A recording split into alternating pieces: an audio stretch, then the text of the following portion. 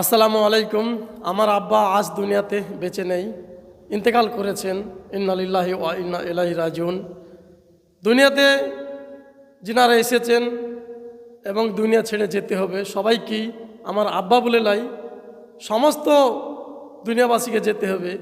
তো এই মসজিদে আমরা দীর্ঘদিন দেখেছি আমার আব্বাকে নামাজ পড়তে। আমরা না জন্ম হতে আমার আব্বা এই মসজিদে 5 টাইম নামাজ পড়তো এবং আজান দিত। তো যাক, আমি কথা কি বলতে চাইছি হয়তো আপনারা বুঝছেন। আমি বলতে পারছি না, কারণ কথা বলার একটা ভঙ্গিমা থাকবে, সেই ভঙ্গিমা আমার কাছে নাই। তো আমার ছেলেকে আমার আব্বা ধরে ধরে আজান শিখাতো। তো একটু আজানটা শুনুন। আল্লাহু আকবার,